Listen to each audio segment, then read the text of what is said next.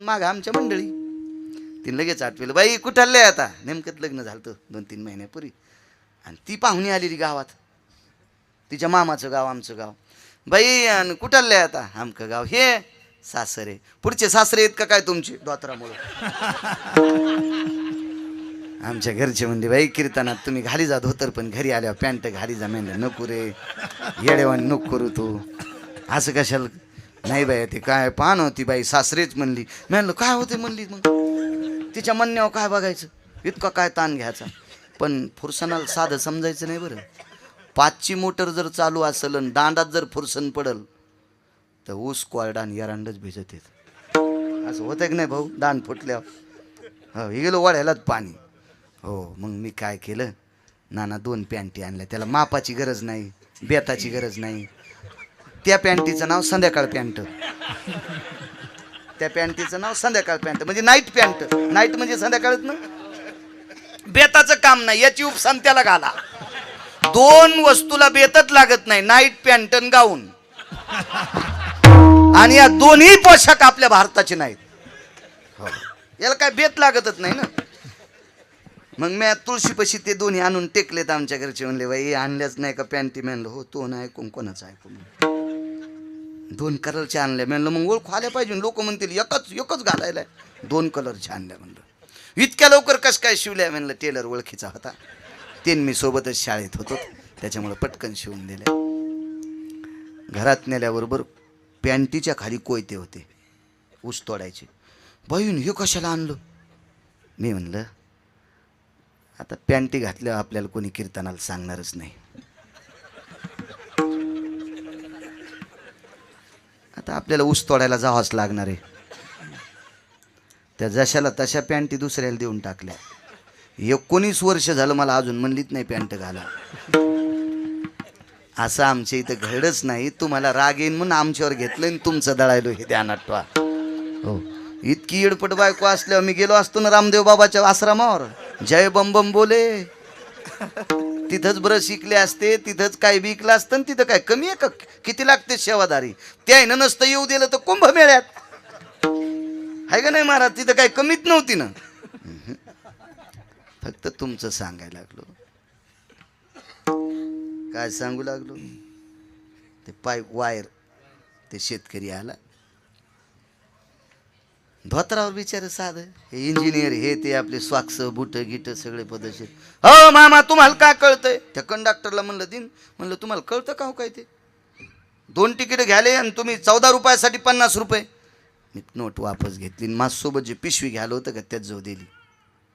ते म्हणला साहेब 2 तिकीट. बरं भैया उतरताना चिल्लर देतो. हा त्याच्या अंगावर पॅन्ट होती ना, पण खाली उतरल्या मी त्याला नाही चिल्लर घेऊ दिली. मी हात केला, हो तुमच्या कशाचे ते. मी म्हणलं ते मी पिशवी घ्यायला आहे, ते चिल्लर द्या. कंडक्टर पाहू लागला. बाजूचे लोक गेल्या. म्हणलं साहेब जास्त धोत्रावाल्याचा अपमान करू नका. धोत्रावाल्याचं नोटाव चित्र असल्याशिवाय भारतातली नोट चलत नाही, इतकं डोक्यात ठेवा ना तुम्ही.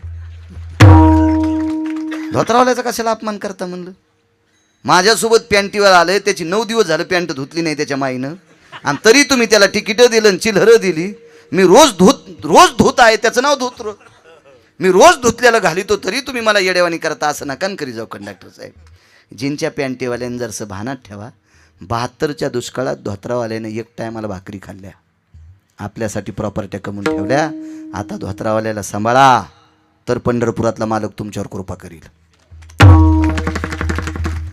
जुन्यांना नाही विसरायचं जुन्यांना. साधा माणूस 40 एकर ऊस आमदार साहेब त्याला कसं साधं, किती इंजिनियर विकत घेईल ते. 40 एकर रोड छकडीला महाराज जमीन, रोड छकडीला 80-90 लाख रुपये एकरची. ते म्हणला साहेब मी साधा शेतकरी, धोत्रावरला अंगात निमसते, पण तुम्हाला घाम काऊन आला. काय नाही आमचं वायर वावायचं राहिलं. ते म्हणला सोपं काम आहे, इंद्र पाया पाडा नाही याच्यावर सांगतोय, सोपं काम आहे, माझ्या संग ऊसात चला. ते म्हणले ऊसात आणि आम्ही. ते म्हणलं यावं लागतं ऊसात. ऊसात जाऊन काय करायचं होतं, पाणी दिल्यामुळं ऊसातल्या बिळात पाणी गेलं आणि उंदरं कुठं आले वरी. उंदरं धरायची होती ना आमदार साहेब. मग 2-4 टोपले दिले, आखाड्यावर होते टोपले शेण काढायला. बाराला शेवटी म्हाताऱ्याच्याच हातात उंदीर आला. टोपल्याच्या खाली मग उंदीर घेतला, सुतळीचे तोडे आणले, एकाला एक बांधला, उंदराच्या पायाला सुतळी बांधली, पायपातून इकून उंदीर सोडून द्याला आणि तिकून निघल्यावर उंदीर काढून द्याला आणि सुतळीला वायर घातलं आणि वळून घेतलं. इंजिनियर म्हणले अरे बापरे काय मथार रे पाहणं. मामा किती शिकले? म्हणलं काय कळत नाही. सही करा म्हणल्यावर शाही लावा म्हणत असतो. बापरे हे कसं काय कळालं? काय नाही म्हणलं आम्ही शेतकरी येतं, ह्या आम्हाला असं कळतच येठण तुटल्यावर चार द्यायचा, आम्ही गाठी देतच नाहीत ना, आम्ही चार देतो असं पद्धतशीर आहे म्हणलं असतंय आमचं. जर जानूळ हालायला लागलं तर गावाकडे आता सुतार मामा घरी लांब आहे, ते घरी नसतील, ते बाजाराला गेलेले, आम्ही लगेच फन काढतो, पळसाची साल आणतो, लगेच ती साल लावतो, पळसाच्या सालीला पाणी असतंय, फन फुगतू कचकच करीत नाही, आम्ही शेतकरी आहेत. आम्हाला काय गरज आहे म्हणलं एवढ्या शाळेचं. वा वा वा वा, या दलिंदरी इंजिनियर लोकांना नुसता रामराम घालायला पाहिजे होता का नव्हता त्याला? नातू शिकलेला होता आमदार साहेब, ते म्हणला दादा किती अपमान केला त्या भडव्यानी तुमचा. त्याला पुन्हा आता डबल JCB आणून जर पाईप काढायची ते फुटली नसते का? काय चमच्यानं उकरणार होते का? ते नुकसान झालं असतं का नाही? किती सोपं काम केलं शेतकऱ्यांना, नमस्कार करायला काय पाहिजे होता का नाही? नाही केला. दादा म्हणले बाळ्या तू ताण घेऊ नको, हे गाडीत तर बसू दे सुंबळे. गाडीत बसल्यावर म्हाताऱ्यानं वायर उपसून घेतलं पुन्हा. दृष्टांत संपला. महाराज व्यवहारात उपकाराची फेड उपकारानं करावी की नाही? इंद्राचं काम नव्हतं पाया पडायचं, इंद्र पुन्हा पाया पडण्यासाठी ज्या वेळेला येतोय त्यावेळेला 5व्या प्रकारचं आम्र शुद्ध होतंय. पण आम्र शुद्ध करण्याची ताकद रामकृष्ण नामाच्या बळावर चोखोबरायने केली. म्हणून मालक म्हणतात रामकृष्ण नामे ही दोन्ही साजिरी हृदय मंदिरी स्मराकारे. पांडवांचा यज्ञ एका साधूला आणण्यासाठी पाठीला वेगात सांगतो. थंडीचे दिवस आहेत.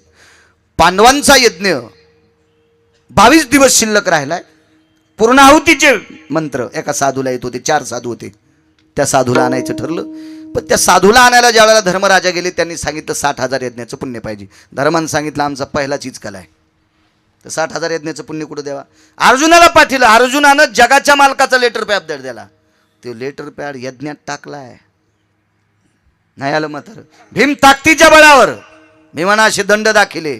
तर भगवंतानं सांगितलं दंड दाखवू नको, आपल्याला काय ग्रामपंचायतचा सदस्य पळवायचा नाही, महाराज आणायचा आहे. महाराज तिघायच्या ना आले नाही. द्रौपदीनं सांगितलं दादा सोबत येता. भगवंताला दादा म्हणायचे. देवानं सांगितलं ताई मी पायी चालणार नाही, तुम्ही रथात बसा, मी पायी चालते. जिच्या भावानं 48,324 दाश्या 48,324 दाश्या काम करण्याच्या दिवशी भाऊबीजीच्या दिवशी बहिणीला दिल, त्या किती श्रीमंत बाई असेल. आणि तेवढ्या श्रीमंत घरची बाई इंद्रप्रस्थापासून साधूच्या आश्रमापर्यंत पायी गेली. दर्शन घेतल्याबरोबर आतून आवाज आला अखंड सौभाग्यवती भव. बाई पाया पडी. कशावरून लक्षात आलं? हातात बांगड्या होत्या आणि बांगड्या बांगड्यामुळं फार वेळेस फायदा झाला द्रौपदीचा. एकदा भीष्मानं पण केलता उद्या सकाळी निष्पांडवी पृथ्वी करीन. भीष्माचा पण म्हणजे साधा आहे काय? आणि भगवंताच्या कानावर वार्ता आली उद्या सकाळी पांडव जाणार आहेत. देवानं सांगितलं ताई काय करायचं, एक काम करा. आता पितामह भीष्माचार्य पहाटे पूजेला बसलेत 3:30-4 वाजता. शिबिरात रावटीत पूजेला बसलेत. आपल्याला जावं लागतंय. भगवंतानं सांगितलं पूजेत अडथळा जमत नाही, मी मध्ये येत नाही दादा, फक्त माझ्यासोबत तिथपर्यंत चला. भगवान तिथपर्यंत गेले आणि शिबिराच्या बाहेरून द्रौपदीने नमस्कार केला. अखंड सौभाग्यवती भव. हातातल्या बांगड्यानं आवाज आला आणि पूजा आटपल्याच्या नंतर भीष्माचार्य बाहेर आले. कोण? द्रौपदी? हो मी. आशीर्वाद या जन्मातला का पुढच्या? सोबत कोण आहे? तिनं सांगितलं जोडा सांभाळणारा. ते चपलापाशी उभं होतं. जोडा सांभाळणार कुठं होतं? चपलापाशी. जोडा म्हणजे जीवनाचा जोडा. कपाळावरचं कुंकू सांभाळायची ताकद ज्याच्या तिथे सोबत आलतं. भीष्मानं सांगितलं काम झालं. भीष्मपण केला खरा आणि धनुर्धरा रक्षिले. काय ताकद नुसत्या बांगड्याची ताकद आहे. मग घाली जा माझ्या माईंनो. आमचा मित्र म्हणला माझी घालीत ना. म्हणलं मग मला घाल. तू हे ऐक ना, मग आम्हाला घाल तू का काय? आहे का नाही? बायकोला ऐकलं पाहिजे, नवऱ्याचं बांगड्या घातल्या पाहिजे. शास्त्र आहे त्याच्या पाठीमागं. असो. द्रौपदी तिथपर्यंत गेल्या. साधूनं आशीर्वाद दिला. साधू बाहेर आले. कोण? मी द्रौपदी. काय काम आहे माय?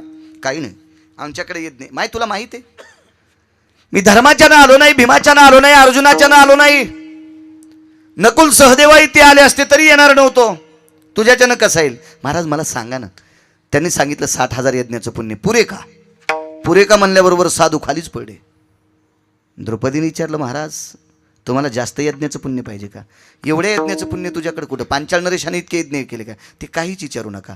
मी इंद्रप्रस्थापासून तुमच्यापर्यंत चालत आले, नाम घेता वाट चाली आणि यज्ञ पाऊला पाऊली. प्रत्येक पावलाला मी रामकृष्ण हरी म्हणत होते, रामकृष्ण हरी म्हणत होते किंवा कृष्ण कृष्ण म्हणत होते. कोटी कोटी यज्ञ नित्य ज्याचा नेम आणि एक हरिनाम जपता घडे. त्यावेळेला पांडवांच्या लक्षात आला आपला यज्ञ द्रौपदीनं पूर्ण केलाय, पण तो पूर्ण केलाय रामकृष्ण नामाच्या ताकदीवर. म्हणून रामकृष्ण नामे ही दोन्ही साजिरी हृदय मंदिरी स्मराकारे. मोठ्या श्रद्धेने मोठ्या अट्टाहासाने चालत असलेला हा ज्ञानयज्ञ म्हणजे कीर्तनात मोठमोठे तत्ववान लोक तुम्हाला सांगत आहेत. ज्याच्यात विठ्ठल विठ्ठल म्हणतो हा नामयज्ञ सुद्धा त्याच्यात होतो. आणि अन्नदान, सकाळी नाश्ता आहे, दुपारी जेवण आहे, संध्याकाळी जेवण आहे. म्हणजे अन्नदान अन्नपूर्णेचं सुद्धा अधिष्ठानित आहे विद्यमान बदनापूर तथा अंबड मतदारसंघाचे विद्यमान आमदार आदरणीय नारायणराव कुचे साहेब मोठ्या श्रद्धेने ही परमार्थाची ध्वज, राममंदिराचं औचित्य, त्या प्राणप्रतिष्ठेचं औचित्य आणि शिवाय आता सगळ्यांना दर्शनाचा पूर्ण पूर्ण पूर्ण आनंद प्राप्त होणार आहे या अनुषंगावर या धर्मध्वजाचं त्यांनी ही मुहूर्तमेढ रवली. आणि या मुहूर्तमेढीतल्या या नामयज्ञातला आजच्या पहिल्या दिवसाचं कीर्तन करण्याचा योग गिरगावच्या बाळूला आलाय. आमदार साहेबाच्या वतीनं आदरणीय पंजाब भाऊ सोळंके चिंचखेडचे ते सतत माझ्याशी संपर्क करत होते. भाऊंनाही धन्यवाद. या ठिकाणी उपस्थित असलेले आदरणीय पैठणे भाऊ असतील त्यांनाही धन्यवाद. राहुल भैया डोंगरे असतील त्यांनाही धन्यवाद. असरामप्पा लाटे देवलेकर, शिवाजी भाऊ लाटे देवलेकर, आदरणीय आमचे शिंदे मामा ज्यांच्याकडे होतो, ही सगळी मंडळी, बऱ्यापैकी महाराज मंडळीसुद्धा आहेत. सगळ्यांना प्रणाम करतो. या सप्ताहाला लाभलेले मार्गदर्शक आदरणीय या परिसरातला आध्यात्मिक क्षेत्रातलं वैभव आदरणीय नाना असतील त्यांनाही धन्यवाद.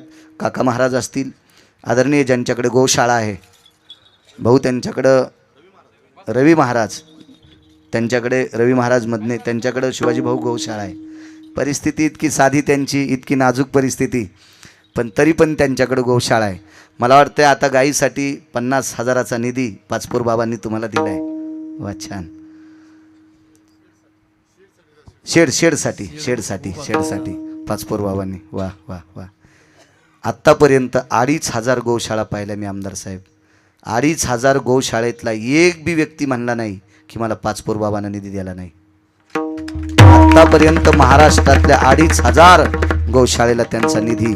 म्हणून मी त्यांच्याच आदर्श घेतला. भुसे साहेबांची इथं डॉक्टर भुसे साहेबांकडे भेट झाली. नागरे सर आम्ही भाऊ आपण बऱ्याच वेळेस गेलोत आणि मग माझ्या लक्षात आलं आपण सुद्धा 100 गाईसाठी शेड करावं. मग मी सुद्धा माझ्या शेतात बऱ्यापैकी भाऊ हे सगळे साक्षीला आहेत चांगल्या प्रतीचं 100 गाई अगदी गोड बसत्याल 200 फुटाची या बाजूने इकून 100 अशी सुंदरशी गव्हाण. मी त्यावेळेला मला रवी महाराज तुमचं लक्षात आलं. त्यावेळेला तुमच्याकडे 7-8 गाई होत्या आणि यांच्याकडे चाराच नव्हता. त्या साली दुष्काळ होता थोडासा. त्यावेळेला पाचपूर बाबांनी 15,000चा तुम्हाला कडबा द्यालता. त्यावेळेला आपण निकळदला भेट झालती. ते वाला निकळद आहे ना तिथं, मेमरी कार्ड टाईट आहे माझं, तिथं भेट झालती आपली. त्यावेळेला सांगितलं होतं गाईची सेवा करणारा हा सर्वोत्तम अधिकारी असतो.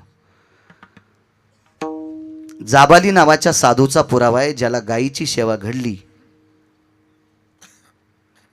त्याला प्रत्यक्ष भुवन पालखी असती. धर्मसिद्धांत सांगतो, पुराणाचा सिद्धांत सांगतो. निश्चित तुमची परिस्थिती नाजूक आहे, तरी पण त्या परिस्थितीत तुम्ही गायीची सेवा करता. रवी महाराज तुम्हाला धन्यवाद, प्रणाम. गाय नक्षत्रातली बुलंद तोप आदरणीय आमचे तुळशीराम महाराज, गोड गोड गोड गोड काका महाराज असतील, ज्यांनी त्यांच्यासोबत चाल म्हणली. कृष्णा महाराज असतील आणि सुंदरसे 2 प्रमाण दिले, अत्यंत गोड. गोपाल महाराज असतील, बाजूचे महाराज, ही सगळी महाराज मंडळी, चोपदार, विनेकरी आदी करून सर्व आमचे बापू देशमुख बापू असतील. महाराजांनी सुरुवात केली, महाराज तुम्हाला सुद्धा धन्यवाद. लहाने महाराज असतील, याही बाजूचे येणेकरी चोपदार मस्तक माझा पायावरी या वारकरी संतांचा दोन्ही मृदंगाचार्यांची मगाशी नावं घेतले आणि साऊंड सिस्टीमवाल्यांना कोटी कोटी धन्यवाद. तुम्हाला सुद्धा धन्यवाद. ही ज्येष्ठ श्रेष्ठ सर्व महाराज मंडळी सर्वांना प्रणाम करतो. आदरणीय पूजनीय वंदनीय वयोवृद्ध तपोवृद्ध नानांना सुद्धा प्रणाम करतो आणि आमदार साहेब मी रजा घेतो. विढोबार कुमाई 2